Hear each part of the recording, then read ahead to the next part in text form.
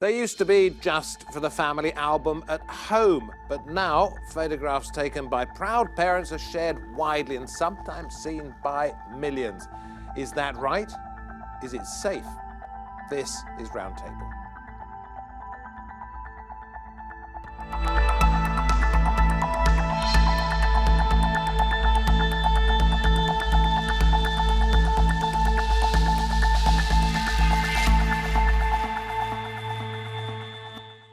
Very good to have your company. I'm David Foster.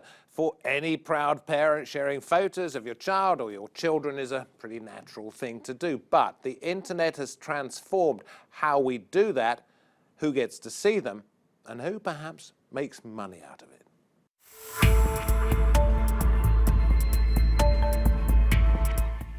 14% of all American mothers blog about parenting, according to Scarborough Market Research. In the UK, 37% of newborns have an online life of their images and videos. Some of these parents cash in up to hundreds of thousands of dollars by working with brands and monetizing their children's pictures. For instance, a baby might model a clothing brand or a paddling pool. Nearly 2/3 of parents in the US agree that online photos could end up in the wrong hands, according to the computer security firm McAfee. But 40% believe it's their right to post images and videos without the consent of their child. These children are now social media stars, with millions of followers viewing and liking their photos. Do parents have the right to post pictures of their children, or are children's rights to privacy being ignored? So let's get talking. With me at the round table we have Vicky Schottbold, Chief Exec of Parent Zone, which works to help families navigate the internet safely. Kerry Northcott is here too, mother and social media influencer, along with her daughter. Jen Persson is here too, the director of Defend Digital Me, a campaign to improve children's data privacy and digital rights, and Graham Music, child and adolescent psychotherapist. And Graham, you'll be able to tell us what harm, if any, you think this might be doing, what the pitfalls are for young people and hopefully for their parents. Welcome to each and every one of you. I discovered a word, because my children are grown up now, I discovered a word looking into this that I'd never heard before, and it seemed creepy to me, and it was sharenting. What do you make of that? Oh, it's a whole new world of language, all these new experiences online. Sharenting is very, very popular. I mean, you've got huge amounts of parents putting everyday photos on Facebook with their friends, with their family, but it's a whole different world again where you're starting to try and use that for promotional material and promotional purposes. Yeah, I suppose not creepy to you. I mean, something you're familiar with, Kerry. So why do you do it? Your daughter's called what? Ivy Coco. Yeah, and does she know what she's doing for a start? I don't know. She's out there with lots of pictures of her. Yeah, I don't know if she really fully understands it. She quite enjoys it, and she loves having her picture taken. It's something that we've just always done since she was 6 months old. Well, we'll get into a little bit later on whether, in fact, since she doesn't really understand it, it's right to include her in this, and that's where Graham may come in. But why do you do it? Let's have a look at a couple of pictures. Okay. Anyway. I think parenting can be quite lonely. I found it starting off when Ivy was a baby. I was on maternity leave. I didn't have any friends that had children, and it's connected me to people that we have the same interests. And it has actually... The picture we're looking at here, I think, got 1,800 likes, and I think you can decide who sees the picture on Instagram, whether it's people who are part of your club, if you like, or whether it's anybody and everybody. Yeah, if you have a public profile, then anyone can go on and what is it with this have one? Access. I've got a public profile, So yeah. anybody can see those pictures? Anyone can see our pictures, yeah. Okay. Is that dodgy? Yeah, it probably is dodgy, but, you know, we're at home, she's This with one got me. 8,000 likes. Yes.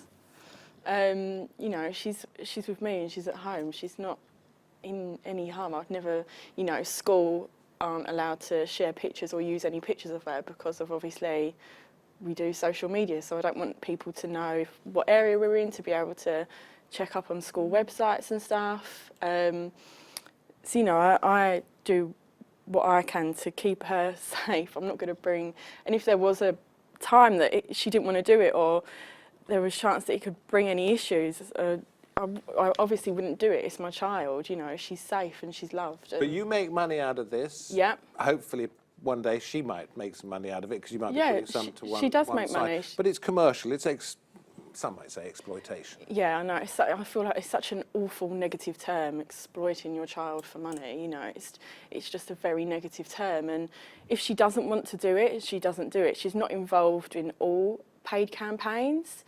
You know, like photo shoots, I don't really see it as any different as a child being signed up to a modelling agency.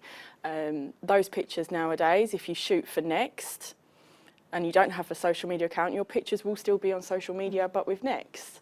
That is the way the times have moved, and that is this generation. So obviously it's different because I talk about parenting, any struggles or emotions or feelings. Because you're also a blogger.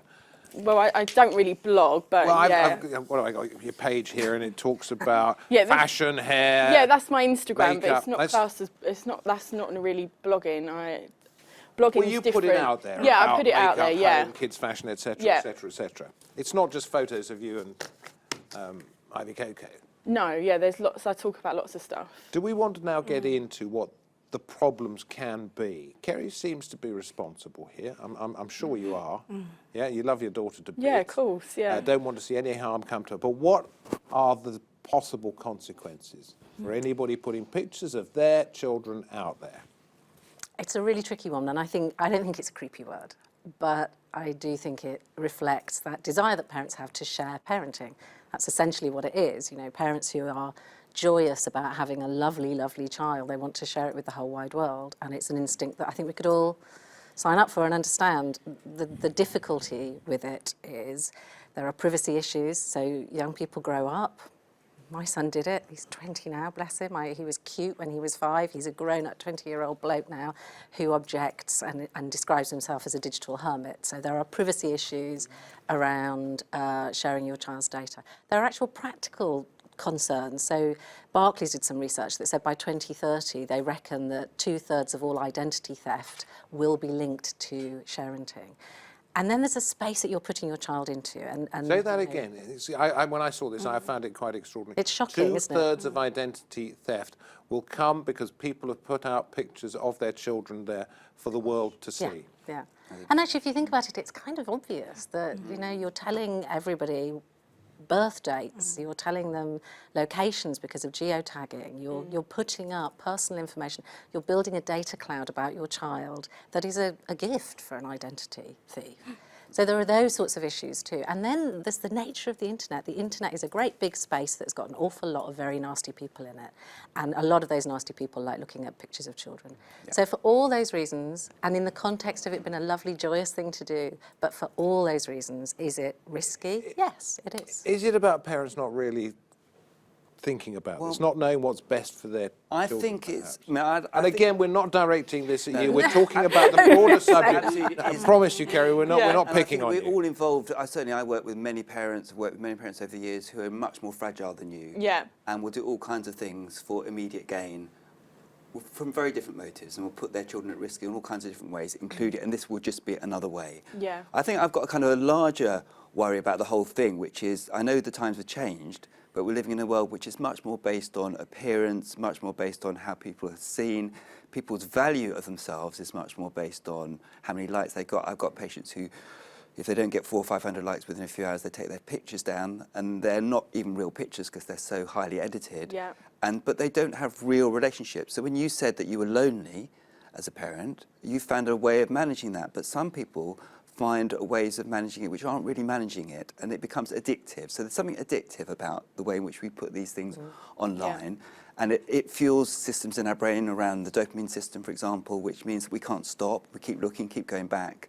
And I think for somebody who's got less things of value in their lives and are more fragile, then there are real risks, I think. I mean, I also work at a less savoury end of the world, which is working with people who use pornography, who are addicted to pornography, who've been convicted, people who stalk, those sorts of things. That's part of my work. And I know that they'll use any images. So I think there's a whole other area there that we could be thinking about. But so I think there's a bigger global one, which is actually we're creating a world in which people, the more you feel good about yourself as a human being, the less you need the approval and the likes of the external world. Are these parents, some of whom you refer to as being lonely, living in a virtual world, are they taking into account at all the interests of their children, or is this child neglect? I think, well, it's neglect to the extent that if if you're full of your own unhappiness, then you're not able really to be present to your child's emotional needs. And so it's much more important for me as a parent then to get likes, get approval superficially, rather than be present with myself or my children. Because unless I'm happy and fulfilled in my life, I'm not going to be able to give my child what they need, and they're not going to be fulfilled and happy human beings. Jen, I know you want to jump in, please do, but then I want to bring in Gwyneth Paltrow in just a second. But we'll She's just out here. Great. Well, in fact, celebrity is spot on, because, what's it doing to children who kind of look at this view of the world and see celebrity as something they want to aspire to? Yes. And it's a real challenge, I think, for young people. But there was a really interesting report last year by the Varkey Foundation that said children's happiness, they measured children's happiness globally in 20 different countries. And only 3% of children answered that they felt celebrity and fame was something they aspired to and made them happy. So I think we don't need to worry too much about these things. Yeah, they were much more concerned about issues like world peace, war and conflict and scary things in the world that they were looking at. So I think that's a good thing. But the risks for children, you can't paint them all the same. I think you need to look at, if a child, for example, if you're in a relationship trying to escape a domestic violence situation, if you or a friend of yours puts a photograph of your child online, you could put them at real risk of being identified and found. Whereas if somebody finds that, they think their child is being posted on Facebook, on social media with perhaps face paint, and you can't identify the child. And interestingly, your friends might know who the child is, but you also have to think, does Facebook know who the child is? Can they identify them through facial tagging and geometry of the face and so on? Companies like IBM are taking thousands of, in fact, 1 million photographs from Instagram and Flickr. It was Flickr recently. And IBM had used those 1 million photographs to train AI and tag that photograph. I will use Gwyneth Paltrow in just a moment, but does that frighten you, what you've just heard from Jen? What, the pictures they're being used the whole time. Well, yes and no. Like, my child is safe, and so I see it as a very different sort of way. There's no harm being brought to her. There's nothing, she's at home, she's safe, she's loved. As I said before, this has opened up an option for my husband to be home more.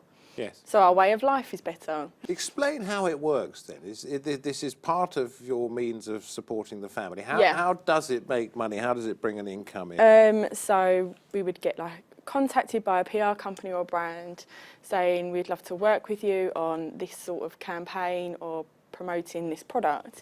If it's something that I use and it's something that brand I would like to work with, then I'm like, okay, what do you want? But where does your daughter fit into this? Well, if it's, the next campaign that I worked on. Clothing brand. Brand next it was called the Happy Hotel, their new campaign. And it was about stuff that makes you happy, not in the big picture, small things that just, bring you a little bit of happiness. Ivy likes it when we dress the same. She loves that. She wants to dress like me. That brings me happiness because she's happy. Silly little things, a brightly coloured dress. So for that, I included her in one of the posts of us kind of coordinating clothing. All the other posts were just of me. If it's something that I feel like I can include her with, then we'll do it. Clarks, we're working with Clarks. So she will be promoting. And does she get asked whether she minds, a la Gwyneth Paltrow, every single time, whether you can put a picture out there? No, because she doesn't. Because you're her mum and you. Yeah, she doesn't really understand it. But then I'm pretty sure she would rather our bills be paid for and have a roof over our head than for me to be struggling and be stressed and to continually have my husband work abroad. For us to, we have a holiday that, a lot of our money goes into savings to pay for our yearly family holiday. If we didn't have this income, we wouldn't do it. So it has changed our way of life for the better. It's changed. Our household is a lot happier. I'm less stressed. My husband's less stressed. There is a whole bigger picture to this. And every job there's going to be negatives and positives, and there'll be people out there giving, you know, Instagramming and this sort of job a bad rep. Of course there will be. There was an article in the Wall Street Journal, and American parenting, because I lived there for a few years, it's very different in its approach. And this is a woman who loathed the idea of anything like this. Wall Street Journal. One bit I pulled out was, you might have to watch a hospital video about the dangers of shaking your baby just hours after the child is born, but there's no training for protecting your child's digital identity from online predators and data-hungry companies alike. Are we going down that road? I think we are. I think we've lost sight of privacy. I think there's a huge difference between parenting in America and parenting in the UK, and that in America the rights are much more vested in the parent, the right and the responsibilities actually. I think in the UK we do take a more child-centric, we have to think of children's rights first. But I think for parents, especially parents who've got young children, and I think it's much, much easier when the kids are older and they can say, hey Gwyneth, can you take the photo down? For young children, they don't have that ability to articulate how they might feel about it. But it is really important that parents understand that they're giving away their child's privacy, they're building a child's digital profile, and they will have no way of getting that back. I think that's the other thing to think about. When a child turns around to a parent, they'll do one of two things. They'll either say, thanks for doing that, Mum, I'm going to continue that career and I love it. Or they're going to say, I really didn't like having my photo out there. Can you get them back for me? And that's going to be impossible. It's not going to be something that a parent can do. And I think that's something that parents really should think about. I think that's a really important point. And I think we're all naive, those of us and not born into a generation where there was anything like this even envisaged and thought about, that every time you sign into something, you agree because you can't be able to read it. All kinds of things are going and happening with our data. That What are the dangers long-term for the children, either in a situation outlined there perhaps by Vicky or otherwise, to their mental health? Okay, well, I think it's a bit chicken and egg. So I think what we have here with you is somebody who's very thoughtful, respectful, and has got a very clear aim in what you're doing. Yeah. You want a happier family life, and you're achieving it through earning some extra money in order that you can be together and your husband doesn't have to be away so much. That's very different from people getting such a buzz from the number of likes they get, getting so addicted to that process that they lose sight of anything else. And that's what we call extrinsic motivation. It's being motivated by how you're seen, by being famous, by having this, that, and the other, new car, handbag, whatever, as opposed to what you care about in your life, relationships, friendship, that sort of thing. There's a really clear link between mental health problems and higher extrinsic motivation. Every single mental health problem just about is linked with high extrinsic motivation in the research that's been done. So we're fueling a world in which people are so driven by external reward, and actually big companies gain by this in a way that it's in their interest that our mental health is poor, so that we go online more and more and more. But actually that has a very profound effect. So it's very difficult to know, because the people who are more vulnerable are the people who are more vulnerable already. And so come from fragile backgrounds, maybe there's been abuse or trauma in the background, or even just fragility. They're the ones that are more likely to be drawn to this to get some rewards, and then it becomes a spiral. I will, sorry, can I just... Of course you can. With my page as well, which unfortunately, because you can't share nudity pictures, you couldn't share, but I'm very body positive as well. And I hope that when my daughter does grow up and is in a world where there's this idea of a body image by people that come off of Love Island and want to promote these coffees and these teas and stuff, which is something I speak very strongly about, she'll be proud of whether she's a size 8, a size 14, a size 18. Do you know what I mean? So my page isn't just focused on working with brands and perfect. I don't show a perfect life. I will show my downfalls as how I feel about stuff, and I talk about my body in a positive way. You know, that's atypical. That's great, but it's atypical. No, it's an example to follow. But what I'm saying, what I'm saying is, there's always going to be people out there doing negative stuff with social media and not using it necessarily in the right way. But there's also people doing amazing things with social media that do include their children. And my child will see when she's older and at school is that we speak positively in our household about bodies and the female figure, and openly about mental health and stuff like that, and she'll be able to look at my page when she's 14. Kerry makes a bit of money out of it. She sees it as harmless. It's just a little bit of fun. Aren't we going a bit too far on this? think the question is what is too far? When does that fun become exploitation? And there's very clear cases, especially in the US right now, of families who have been found to be literally abusing children to perform, to make sure that they, even taking them out of school, to be in their videos on YouTube, making millions of hits. And the question of, you know, how much does a child want to participate is doesn't come into their thinking.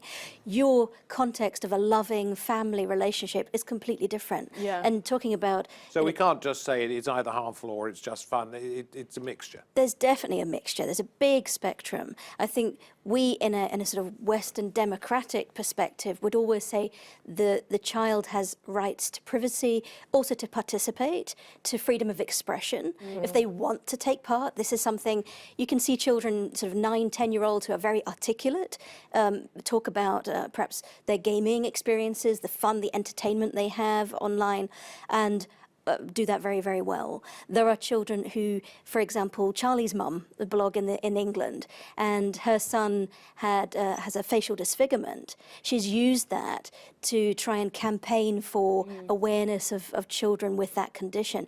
And she involves him in their blogging, and she asks him if it's okay. I must have a look at this. It's terrific. It's a really lovely blog, and they have that discussion. She's also said, you know, she gets the most horrible comments on the blog. She gets also, and she makes very clear that she takes things down before he sees them, because he's not yet of an age that she thinks she could cope with that negativity. Ever have people sort of turning on you and saying you're a bad mum for doing this? I had one person say that she didn't agree that I put a picture up of Ivy asleep and she was going to unfollow, and I was like, that's absolutely fine, you know, and we did actually have a conversation. It wasn't like a trolling off like an unknown account. Right. And I messaged her and I said, she said poor thing, and I messaged her and I said, hey, you know, like, I just want to have a conversation about this and how it could make a mother feel, because technically you don't know what someone else is going through on that day and how it could actually affect them in a negative way. And she was very understanding and she apologised, and I understood her point. You know, there's a conversation to be had, and not everyone is going to understand it or agree with it. And I'm respectful to the other side of the negative side of it and the positive side of it. With But no abuse? What? You haven't had abuse, I've personal abuse, because of what you're doing? I've had abuse, but not being as a mum. I've had comments like you're fat and you're a weirdo and stuff like this, but you know, I'm strong enough to be able to take that. It doesn't bother me. That's why it makes me just want to do what I'm doing more, if anything, to change the way that people think and that think that it's okay. But with YouTube, I deleted YouTube off of Ivy's iPad. I didn't want her watching.